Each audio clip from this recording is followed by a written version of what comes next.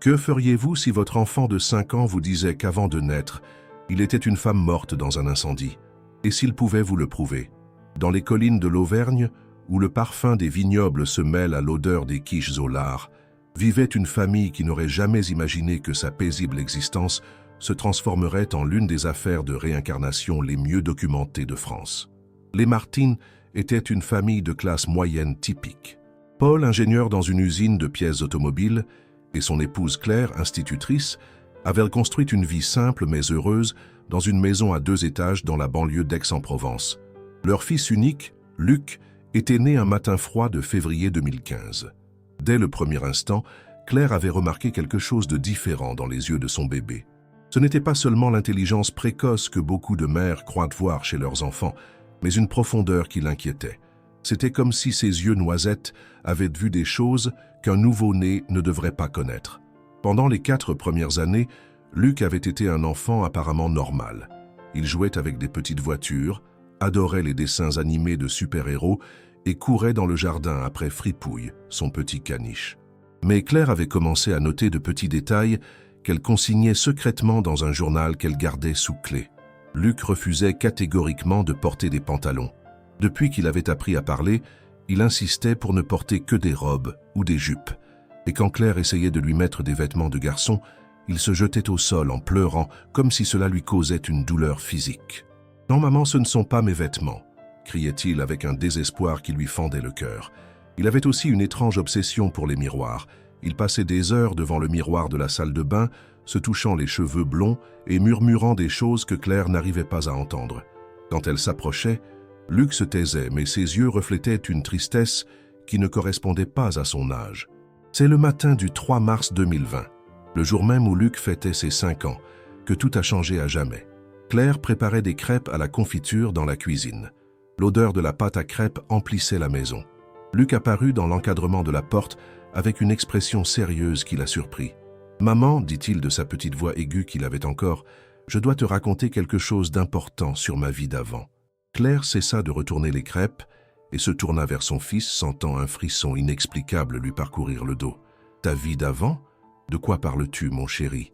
Luc s'approcha et monta sur l'une des chaises en bois de la cuisine, s'installant comme le ferait un adulte sur le point d'avoir une conversation sérieuse. « Avant d'être Luc, j'étais une dame qui s'appelait Patricia. J'étais brune, j'avais de très beaux cheveux noirs et j'aimais porter de grandes boucles d'oreilles dorées. » Le cœur de Claire se mit à battre si fort qu'elle était sûre que Luc pouvait l'entendre. Elle éteignit la plaque et s'assit en face de son fils, le regardant droit dans les yeux. « Et que te rappelles-tu d'autre de cette dame, Patricia? » « Je vivais dans un grand immeuble dans le centre-ville, près de l'endroit où ils vendent beaucoup de belles choses pour les dames. J'aimais beaucoup me maquiller et porter des robes rouges. » Luc fit une pause, comme s'il organisait des souvenirs compliqués dans son esprit d'enfant. « Mais un jour, il y a eu beaucoup de fumée et de feu. Je n'ai pas pu sortir. » Claire sentit l'air devenir lourd. Ses mains se mirent à trembler, tandis qu'elle regardait son petit garçon décrire une mort qu'il n'aurait pas pu avoir vécue. « Et qu'est-ce qui s'est passé ensuite, mon chéri ?»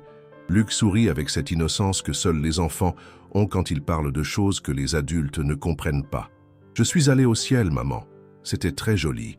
Tout brillait comme les cristaux que tu aimes, et il y avait le bon Dieu très grand et très gentil. Il m'a dit que je devais revenir parce que tu m'attendais. » Claire mit ses mains sur sa bouche pour s'empêcher de sangloter. Paul était parti tôt au travail.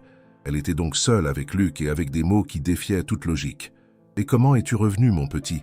Le bon Dieu m'a poussé doucement, comme quand tu me pousses sur la balançoire au parc.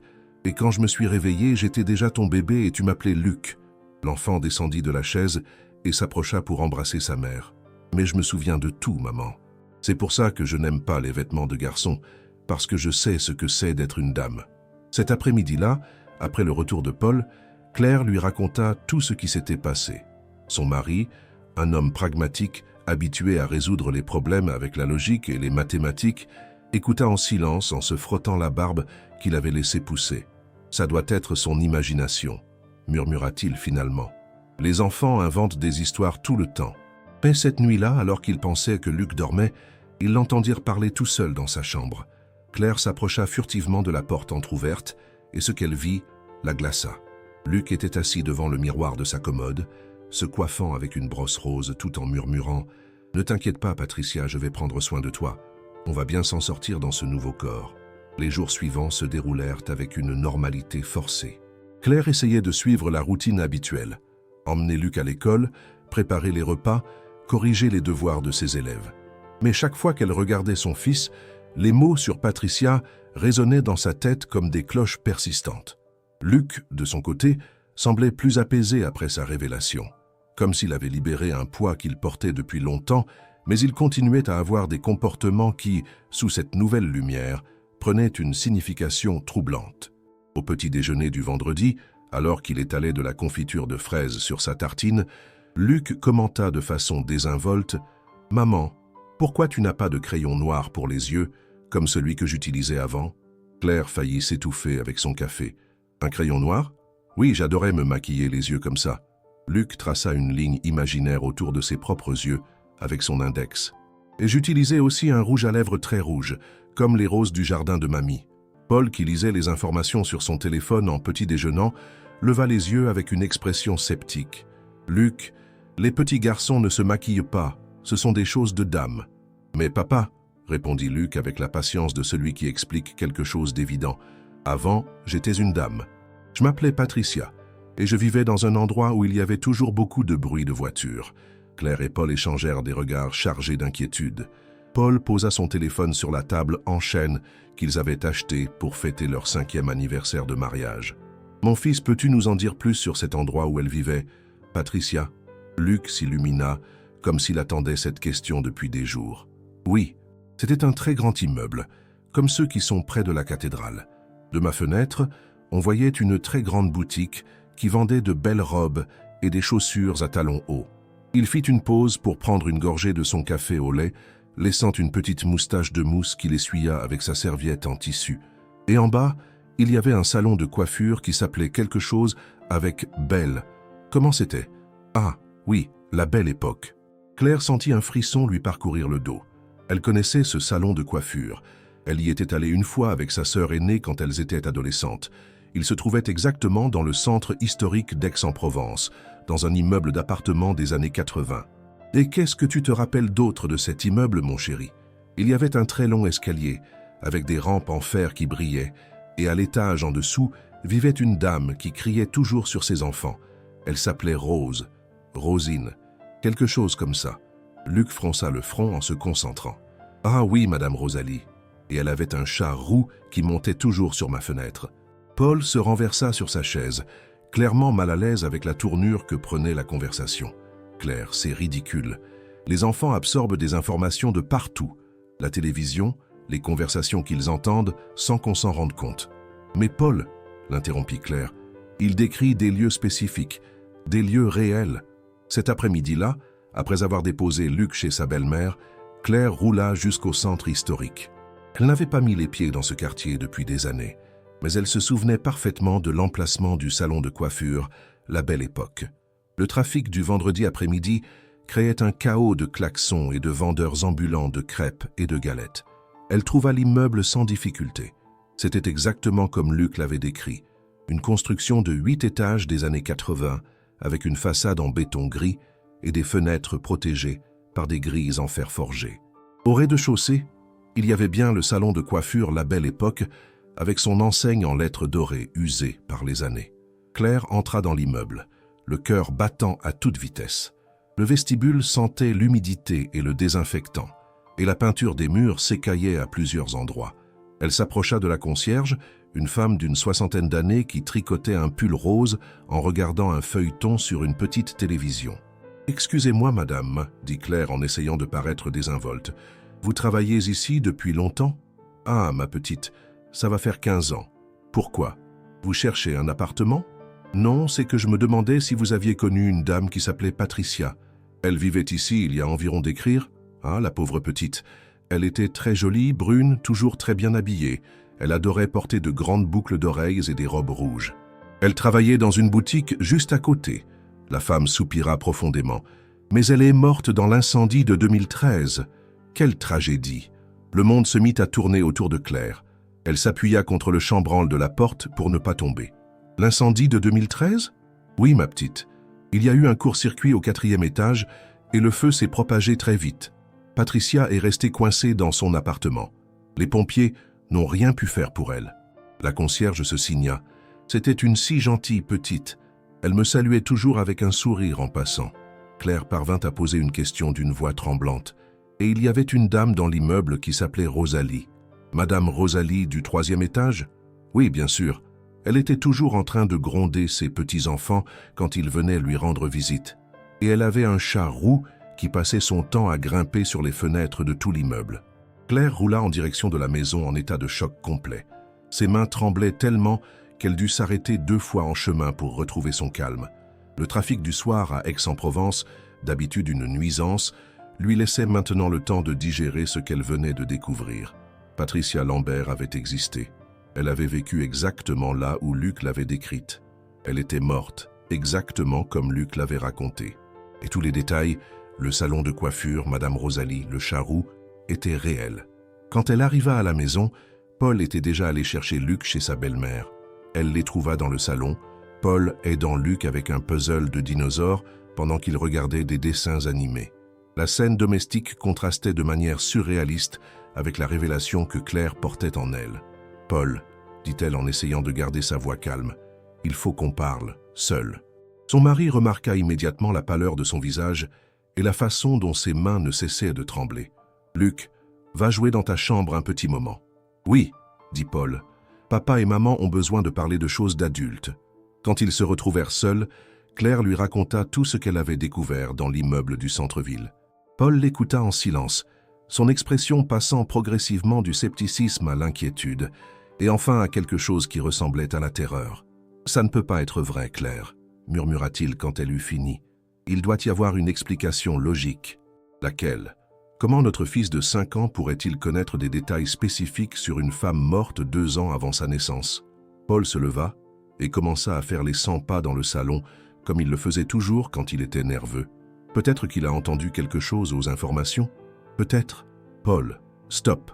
Claire se plaça devant lui, l'obligeant à s'arrêter. Il faut qu'on enquête sérieusement. On a besoin de plus d'informations sur Patricia Lambert. Cette nuit-là, après avoir couché Luc, le couple resta éveillé à naviguer sur Internet. Paul avait installé son ordinateur portable sur la table de la salle à manger, entouré de tasses de café et de carnets où il notait chaque information qu'il trouvait. La recherche initiale révéla plusieurs articles sur l'incendie du 15 octobre 2013. Les titres étaient déchirants. Une femme meurt piégée dans l'incendie d'un immeuble du centre historique. Un court-circuit provoque une tragédie dans des appartements du centre. Les pompiers ne parviennent pas à sauver la victime de l'incendie. Mais ce fut seulement lorsqu'ils trouvèrent un article plus détaillé dans les archives numériques du journal Le Provençal qu'ils obtinrent des informations spécifiques sur Patricia. Patricia Lambert, 28 ans, travaillait comme vendeuse à la boutique Élégance féminine, située rue de la Liberté. Lut Paul à voix haute. Les voisins la décrivent comme une femme joyeuse et sociable, toujours impeccablement vêtue. Claire pointa l'écran. « Regarde, ici il est dit qu'elle aimait porter des robes rouges et qu'elle était connue pour ses boucles d'oreilles voyantes. » Ils continuèrent à lire. L'article mentionnait que Patricia avait été piégée au 5e étage lorsque les escaliers s'étaient remplis de fumée toxique. Les pompiers avaient retrouvé son corps près de la fenêtre. Elle avait apparemment essayé de s'échapper par là, mais la hauteur rendait le sauvetage impossible. « Paul, » murmura Claire, « ici il est dit que Patricia n'avait pas de famille proche. Elle était orpheline, élevée dans un orphelinat à Martigues. Et qu'est-ce que ça veut dire? Ça veut dire qu'il n'y a aucun moyen que Luc ait entendu des histoires sur elle par un membre de la famille. Il n'y a aucune connexion familiale possible. » Le lendemain, un samedi, Luc se réveilla plus tôt que d'habitude et apparut dans la cuisine pendant que Claire préparait le petit déjeuner. Il portait son pyjama préféré, celui avec des licornes, mais il avait aussi mis un collier de perles colorées qu'il avait trouvé dans le coffre à bijoux de Claire. « Maman, dit-il en montant sur sa chaise, pourquoi es-tu triste ?» Claire se rendit compte qu'elle avait pleuré sans s'en apercevoir. Elle essuya ses larmes avec la manche de sa robe de chambre. « Je ne suis pas triste, mon chéri. Je suis juste un peu perdu. C'est à cause de Patricia ?» demanda Luc avec un naturel qui brisait le cœur. « Oui, mon petit, c'est à cause de Patricia. » Luc descendit de sa chaise et s'approcha pour serrer sa mère dans ses bras. Malgré ses 5 ans, Il y avait quelque chose de protecteur dans la façon dont il la consolait. « Ne t'inquiète pas, maman. Patricia va bien. Maintenant, elle est avec moi. » Claire s'agenouilla pour être à la hauteur de Luc. « Qu'est-ce que tu te rappelles d'autre de Patricia, mon chéri ?» Luc resta pensif un instant, jouant avec le collier de perles. « Je me souviens qu'elle avait une très belle photo sur sa table de nuit.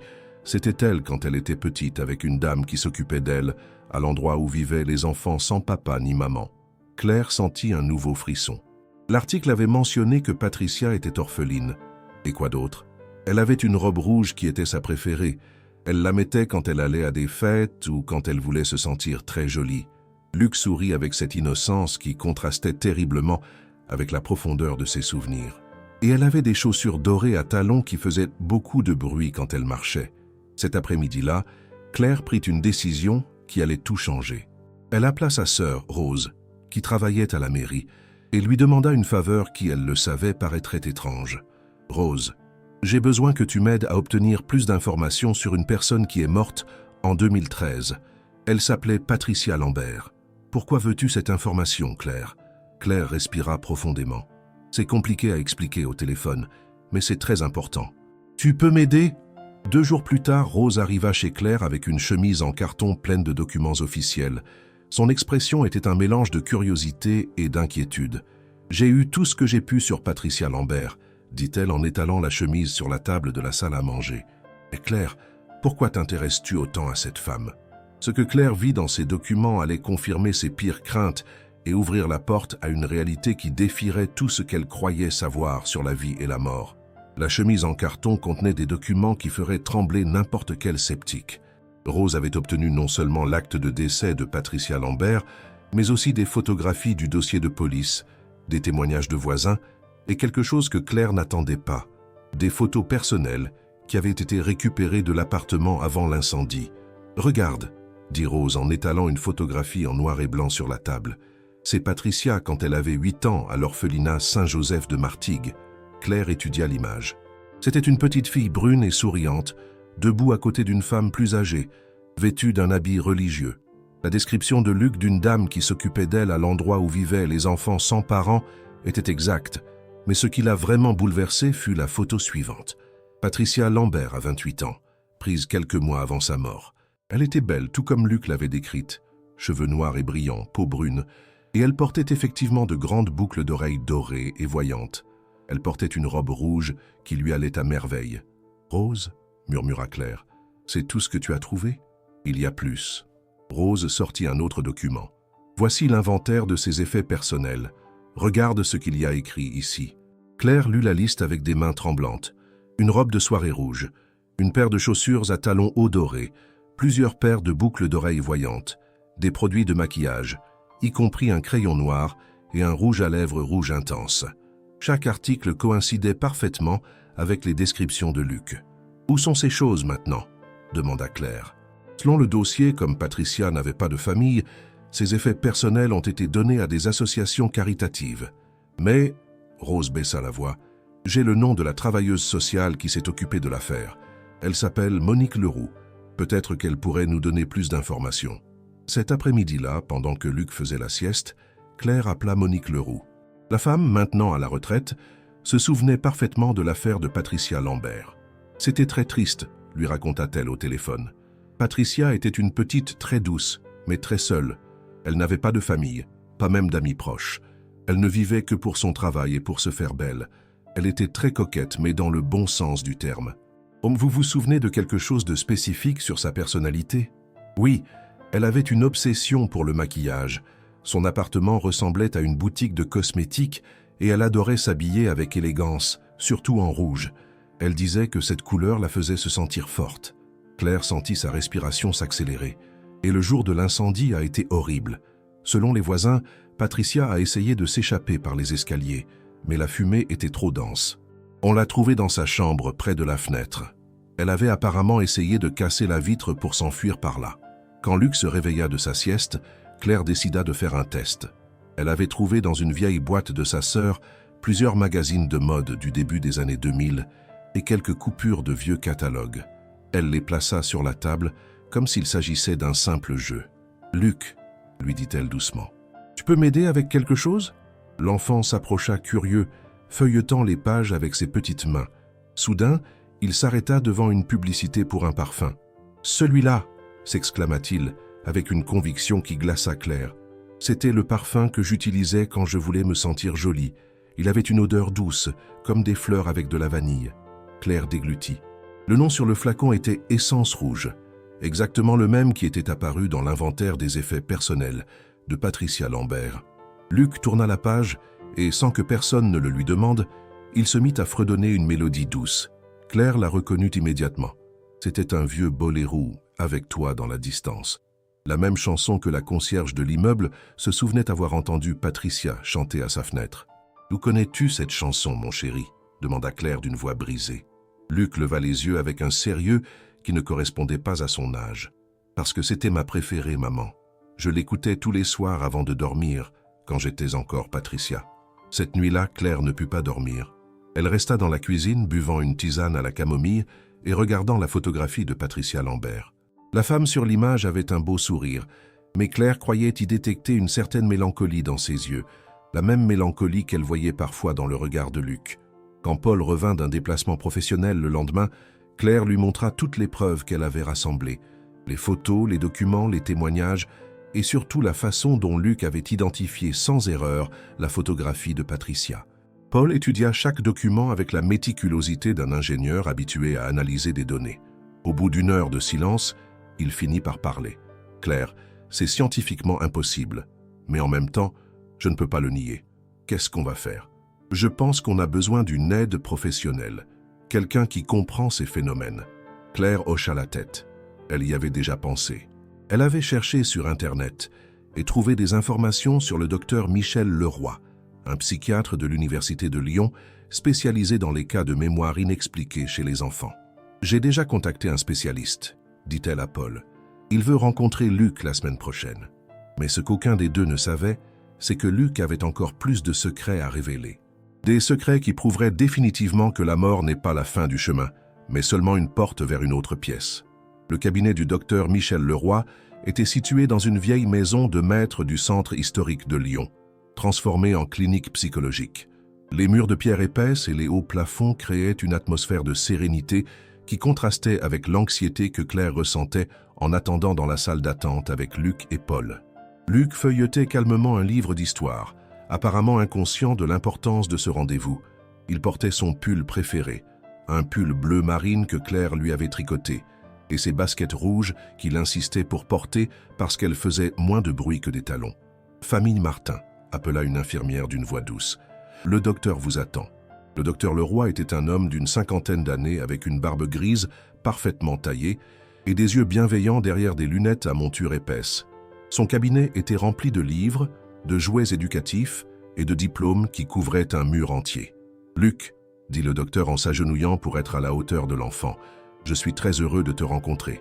Tes parents m'ont raconté des choses très intéressantes sur toi. » Luc l'observa pendant quelques secondes avec la façon directe qu'ont les enfants d'évaluer les adultes. « Vous me croyez, docteur ? » ?»« Te croire quoi, Luc ?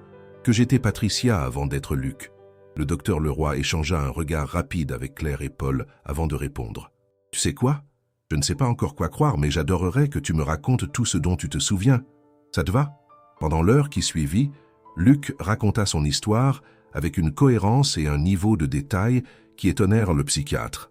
Il décrivit non seulement la vie de Patricia Lambert, mais aussi quelque chose d'encore plus extraordinaire, ses souvenirs du moment de la mort et de ce qui s'ensuivit. « Quand il y a eu beaucoup de fumée dans la chambre, » expliqua Luc en jouant avec une petite voiture tout en parlant. « J'ai eu très peur. Je ne pouvais pas respirer et ma poitrine me faisait mal. J'ai essayé d'ouvrir la fenêtre, mais je n'y suis pas arrivé. » Le docteur Leroy prenait des notes constamment, enregistrant aussi la session avec un appareil numérique. « Et que s'est-il passé ensuite, Luc ? » ?»« Je me suis endormi, mais pas comme quand je dors la nuit. C'était différent. » Luc leva les yeux de son jouet et ses yeux retrouvèrent cette profondeur qui inquiétait tant ses parents. « Et puis je me suis réveillé, mais je n'étais plus dans la chambre avec la fumée. Où étais-tu ? » ?»« Dans un très bel endroit, docteur. Tout était blanc et doré comme quand le soleil se reflète sur l'eau de la piscine. Et il y avait de la musique, mais pas comme celle qu'on entend ici. C'était comme si les couleurs chantaient. » Claire sentit un nœud dans sa gorge. Paul se pencha en avant sur sa chaise, complètement absorbée par les mots de son fils. « Et il y avait d'autres personnes dans cet endroit ?» demanda le docteur Leroy. « Oui, mais je ne pouvais pas bien les voir. C'était comme si c'était des lumières qui bougeaient et qui parlaient. Mais il y avait quelqu'un de très grand, de très gentil, que j'ai pu voir un petit peu. Peux-tu me décrire cette personne ?» Luc resta pensif pendant plusieurs minutes, fronçant les sourcils comme il le faisait quand il essayait de se rappeler quelque chose de difficile. C'était comme le meilleur papa du monde, mais aussi comme la plus douce des mamans. Et sa voix sonnait comme toutes les belles chansons réunies. Luc sourit avec une expression de pur bonheur. Il m'a dit que Patricia avait fait du bon travail dans sa vie, mais que maintenant elle devait faire un nouveau travail. Quel genre de nouveau travail?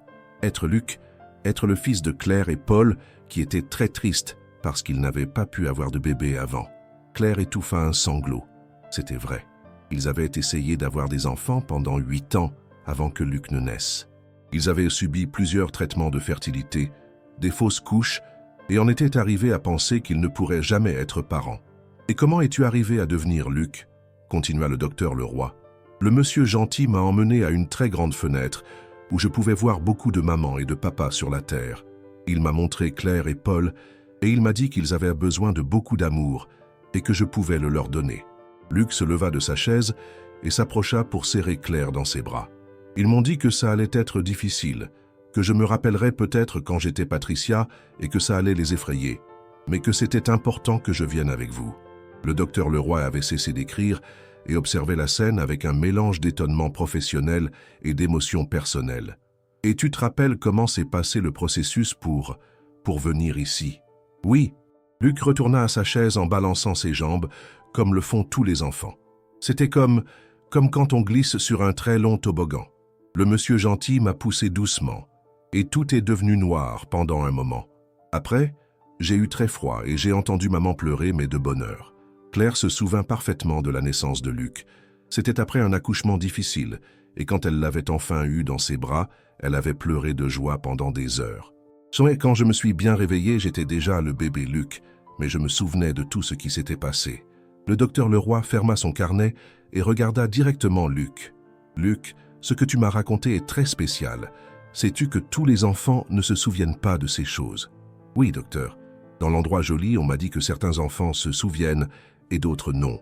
Ça dépend de pourquoi on les envoie. »« Et pourquoi t'a-t-on envoyé, toi ?» Luc sourit avec cette sagesse qui contrastait avec son âge. « Pour prendre soin de Claire et Paul, et pour que les gens sachent que quand on meurt, on ne disparaît pas. On va juste à la maison un petit moment, et après on revient. » Après la session, le docteur Leroy demanda à s'entretenir seul avec Claire et Paul. « En 30 ans de carrière, leur dit-il, j'ai vu de nombreux cas d'enfants avec des mémoires inexpliquées, mais je n'avais jamais entendu de récit aussi détaillé sur le processus de la mort et de la renaissance, et jamais avec autant de preuves vérifiables. Qu'en pensez-vous professionnellement ?»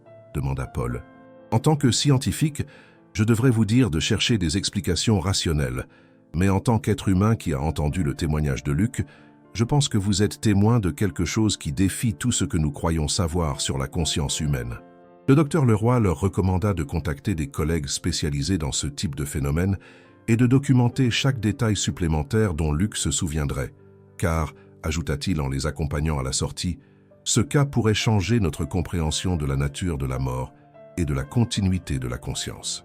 Ce qu'aucun d'eux ne savait, c'est que l'histoire de Luc était sur le point de prendre une tournure qui confirmerait définitivement la réalité de son expérience extraordinaire. 3 mois après la consultation avec le docteur Leroy, la vie de la famille Martin avait complètement changé. L'histoire de Luc avait atteint les médias grâce au contact du psychiatre et il se trouvait maintenant au centre d'une tempête médiatique qu'il n'avait jamais cherchée.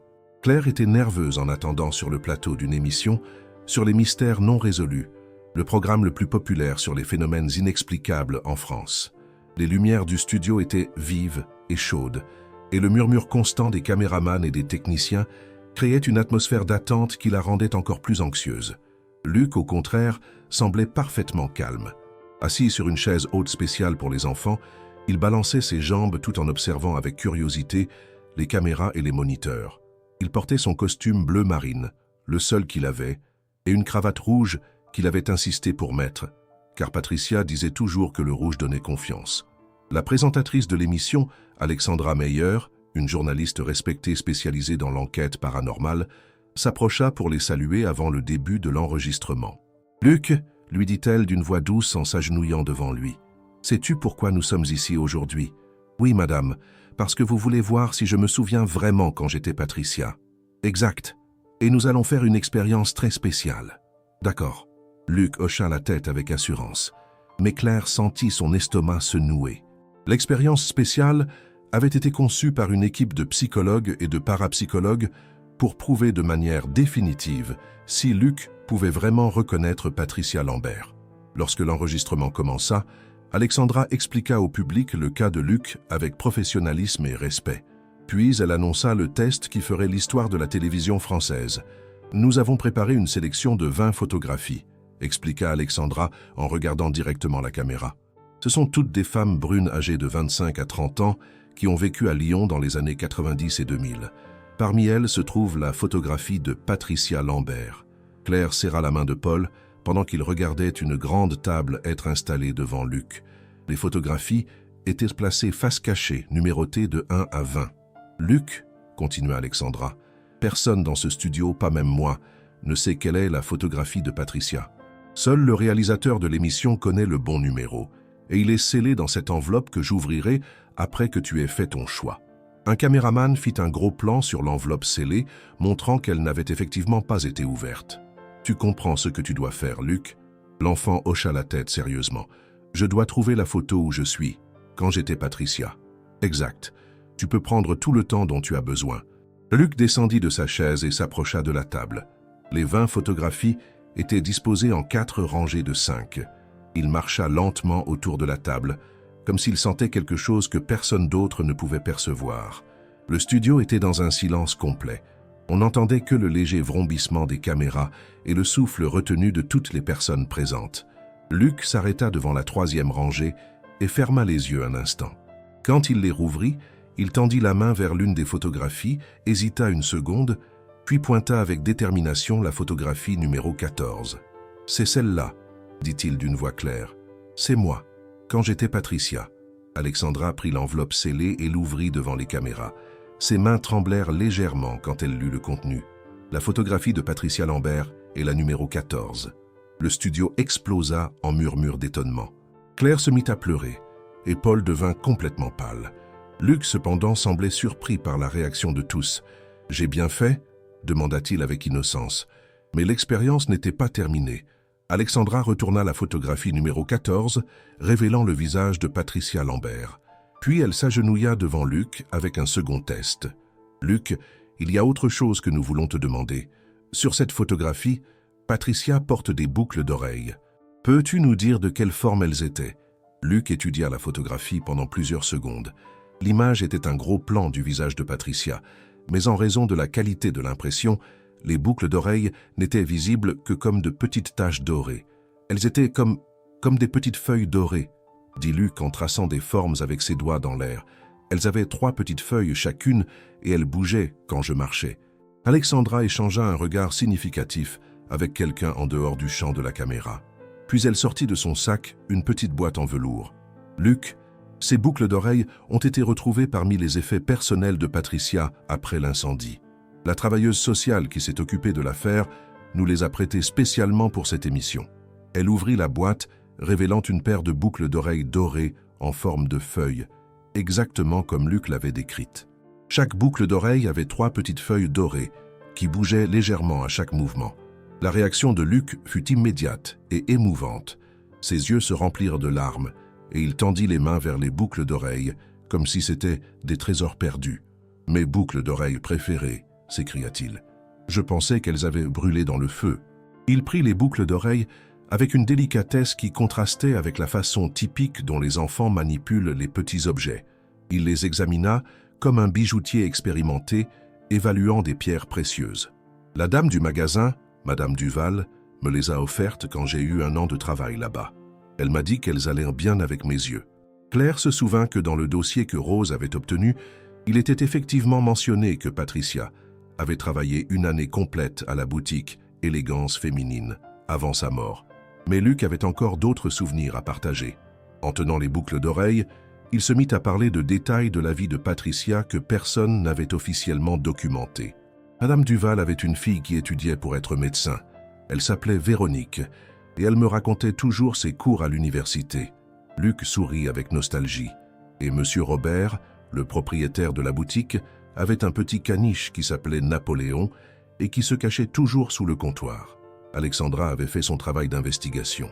Après l'émission, elle confirma chacun de ces détails avec des employés actuels et anciens de la boutique qui étaient toujours en activité dans le centre de Lyon.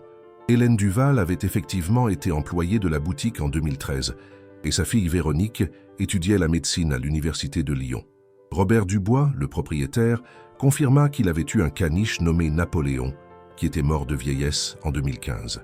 Des détails que seule Patricia aurait pu connaître, écrivit Alexandra dans son article après l'émission. Des détails intimes de la vie quotidienne qui n'ont jamais été documentés dans aucun registre officiel. L'émission fut vue par plus de 5 millions de personnes et devint l'un des cas de réincarnation les mieux documentés de l'histoire de la télévision française. Mais pour Luc, toute l'attention médiatique était secondaire. Ce qui importait vraiment pour lui, c'était que ses parents comprenèrent maintenant complètement qui il était et d'où il venait, et que sa mission d'apporter paix et amour à la famille Martin était pleinement accomplie. 5 ans s'étaient écoulés depuis l'apparition de Luc à la télévision. L'enfant qui avait une fois bouleversé la France avec ses souvenirs d'une vie antérieure avait maintenant 10 ans, et comme cela arrive souvent dans ces cas extraordinaires, les souvenirs de Patricia Lambert s'étaient estompés progressivement, comme des photographies qui s'effacent avec le temps. Luc était devenu un enfant complètement normal, mais avec une sagesse émotionnelle qui étonnait ses professeurs et ses camarades. Il jouait au football dans l'équipe de son école, collectionnait des cartes Pokémon et était devenu un expert en jeux vidéo, mais il avait aussi une sensibilité spéciale envers les personnes qui souffraient, une compassion qui semblait venir de quelqu'un qui avait expérimenté à la fois la mort et la renaissance. Claire observait son fils courir dans le jardin de leur nouvelle maison. Ils avaient déménagé dans un quartier plus tranquille, après toute l'attention médiatique, et elle se demandait parfois si tout cela n'avait été qu'un rêve extraordinaire. Mais il suffisait de regarder la boîte en velours sur sa coiffeuse, où elle gardait les boucles d'oreilles de Patricia, pour se rappeler que c'était réel. « Tu t'ennuies de Patricia ?» lui avait-elle demandé quelques mois plus tôt, quand il avait eu 10 ans. Luc avait réfléchi un instant avec ce sérieux qu'il gardait encore pour les sujets importants. « Elle ne me manque pas, maman, parce qu'elle est toujours là. » Il avait touché sa poitrine. « On est juste un seul et même, comme quand tu mélanges 2 couleurs de peinture et que ça donne une nouvelle couleur qui a un peu des deux. » La vie de la famille Martin avait trouvé un bel équilibre. Paul avait été promu dans son travail et Claire avait écrit un livre sur son expérience, faisant don de tous les bénéfices à un orphelinat à Martigues, le même où Patricia avait grandi. Le livre, intitulé « Luc, l'enfant qui se souvenait du ciel », était devenu un best-seller et avait apporté de l'espoir à des milliers de familles qui avaient perdu des êtres chers. Le docteur Michel Leroy avait continué à suivre le cas de Luc, documentant la transition progressive d'un enfant avec des mémoires de vie passée à un enfant complètement intégré dans sa nouvelle identité. Ces recherches basées sur le cas de Luc et d'autres cas similaires avaient révolutionné le domaine de la psychologie infantile en France. Ce que nous avons appris, écrivit-il dans son dernier article académique, c'est que la conscience humaine est beaucoup plus complexe et résiliente que nous l'avions imaginé. Le cas de Luc Martin suggère que la personnalité ne se limite pas à un seul corps ou une seule vie, mais qu'elle peut être un continuum qui transcende la mort physique.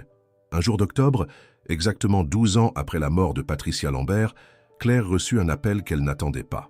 C'était Monique Leroux, l'ancienne travailleuse sociale qui avait géré l'affaire de Patricia. « Madame Martin, lui dit-elle d'une voix émue, il faut que je vous raconte quelque chose que je viens de découvrir. Je révisais de vieux dossiers pour ma retraite quand j'ai trouvé quelque chose d'extraordinaire. » Elles se rencontrèrent cet après-midi-là dans un café du centre historique, non loin de l'immeuble où avait vécu Patricia. Monique apporta avec elle une chemise jaunie pleine de documents qui avaient été stockés dans les archives pendant des années. « Regardez ça », dit-elle en étalant sur la table un formulaire d'adoption daté de 1985. C'est la demande que Patricia a faite quand elle avait 18 ans pour adopter un enfant. Claire lut le document avec un étonnement croissant. Patricia avait rempli une demande détaillée pour adopter un bébé, expliquant que même si elle était jeune et célibataire, elle avait un travail stable et un grand désir d'être mère. Qu'est-ce qui est arrivé à la demande? Elle a été refusée à cause de son âge et de son état civil. À l'époque, c'était presque impossible pour une femme célibataire d'adopter. Mais regardez ce qu'elle a écrit dans la section où on lui demandait pourquoi elle voulait adopter. Claire lut les mots écrits de la main claire de Patricia. « J'ai toujours senti qu'il y avait un enfant quelque part qui avait besoin de moi autant que j'ai besoin de lui. Je sais que le véritable amour peut créer une famille de manière que nous ne comprenons pas toujours. Si je ne peux pas être mère de la manière traditionnelle, je suis sûr que le destin trouvera une autre façon. » Les larmes coulèrent sur les joues de Claire quand elle eut fini de lire. « Vous vous rendez compte ?» murmura Monique. Patricia a toujours su qu'elle serait mère, elle ne savait juste pas comment. Cette nuit-là, Claire raconta à Luc et Paul l'histoire du document. Luc, qui parlait maintenant rarement de Patricia, écouta attentivement, puis sourit avec cette sagesse qu'il n'avait jamais complètement perdue. « Patricia a toujours voulu être maman, dit-il simplement, et maintenant elle l'est, juste d'une manière différente. » Il s'approcha de Claire et la serra fort dans ses bras. « Merci de m'avoir laissé être ton fils, maman. Au ciel, ils m'ont dit que tu avais autant besoin d'amour que j'en avais à donner. » La famille Martin n'a plus jamais douté d'avoir été partie prenante d'un miracle. Non seulement ils avaient reçu le fils qu'ils avaient tant désiré, mais ils avaient aussi aidé une âme à accomplir son rêve le plus profond d'être mère, même si c'était d'une manière qui défiait toutes les lois connues de la réalité. Les souvenirs spécifiques de Patricia s'étaient estompés, mais son essence demeurait en Luc, sa compassion, son amour pour la beauté, sa capacité à faire en sorte que les autres se sentent spéciaux. Et bien qu'il ne parle plus de vie passée, il arrivait parfois à Claire de le trouver en train de se regarder dans le miroir avec une expression pensive, comme s'il saluait silencieusement quelqu'un qui vivait dans son reflet. Les nuits tranquilles, lorsque Luc dormait profondément dans sa chambre décorée de posters de super-héros, Claire et Paul parlaient souvent du miracle qu'ils avaient vécu. « Tu penses qu'il s'en souviendra à nouveau quand il sera plus grand ?» demandait parfois Paul. « Je ne sais pas, » répondait Claire, « mais peu importe. Patricia a accompli sa mission. Elle nous a appris que l'amour est plus fort que la mort, que les familles se forment de manière mystérieuse et que parfois les miracles arrivent déguisés en tragédie. » Sur la coiffeuse de Claire, les boucles d'oreilles dorées de Patricia brillaient doucement sous la lumière de la lune qui entrait par la fenêtre. Et si quelqu'un avait écouté très attentivement pendant ces nuits silencieuses, il aurait pu entendre quelque chose qui ressemblait à une berceuse, murmurée par une voix féminine qui veillait éternellement sur le sommeil de son fils. Parce que le véritable amour ne meurt jamais, il change juste de forme, il transcende les corps et trouve des manières impossibles de tenir les promesses faites avec le cœur. Et Luc Martin était la preuve vivante que parfois, quand l'amour est assez fort, même la mort ne peut pas empêcher une mère de protéger son enfant. L'amour qui transcende la mort existe, et cette histoire est la preuve que les liens véritables ne se brisent jamais. Si vous connaissez quelqu'un qui a besoin d'espoir, partagez cette histoire et dites-nous dans les commentaires, avez-vous déjà ressenti la présence d'un être cher qui n'est plus physiquement avec vous? Votre expérience pourrait donner de l'espoir aux autres. Abonnez-vous pour plus d'histoires qui nous rappellent que l'amour est éternel.